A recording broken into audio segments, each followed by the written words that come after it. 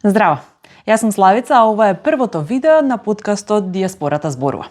Со ова прво видео ќе се обидам да објаснам која е целта и идејата со овој подкаст. Но можеби најпрво е подобро да се представам. Која сум јас? Седо мојата 27 година живее во Скопје, каде што и покрај завршениот економски факултет, никогаш не успеав, а и немав некоја посебна желба да ја искористам дипломата што се вели и да работам по струка. Изборот падна во една локална скопска телевизија, каде што работев како новинар и водител. И навистина уживав во тоа.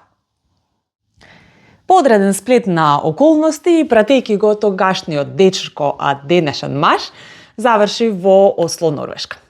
И тука сум од тогаш. Но тоа што се иселив од Македонија и престанав да работам во телевизија, не ја згаснија љубовта кон пишувањето, ниту пак желбата да се виде пред камера. Во првите години соработував со македонски онлайн портали, каде што пишував. Им праќав текстови со тематика од тогашното мое ново обкружување во Осло. Нешто подоцна отворив и блог. Чисто онака, за моја душа. Кога ќе ми биде нешто тешко, да си напишам, па да ми се олесни. Тука во Осло се приклучив на една онлайн студентска телевизија, каде што пишував и правев репортажи на норвешки. А во последниве неколку години ми објавија и неколку текстови во норвешки весници, а бев и интервјуиран.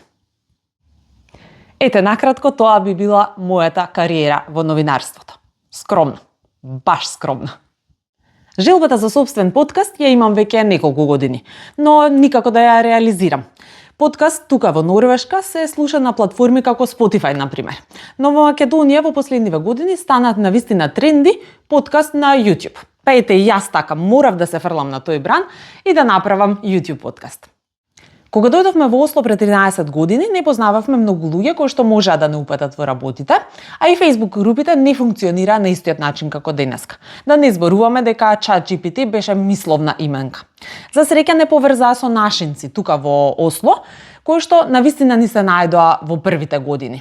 Но имаше тони работи кои што спаѓаат во категоријата општа култура, кои што мене не ми беа јасни и за кои што ми требаа години изминати живење тука, за да ги разјаснам и да ги сватам. Ке се обидеме да го доближиме функционирањето на ваквите како мене, иселените од Македонија, на дијаспората. Затоа што е многу лесно да бидеме сите ставени во ист кош и да ни се рече лесно ни е на вас. Сепак, секој од нас има своја индивидуална приказна, испреплетена со предизвици со кои што сме се соочиле и пат кој што сме го изминале. Ќе раскажеме приказната на обичниот, па и необичниот македонец кој што имигрирал во Норвешка. Ќе раскажеме за првиот културен шок, среќавајќи се со норвешката култура, но и за носталгијата и лекот за истата.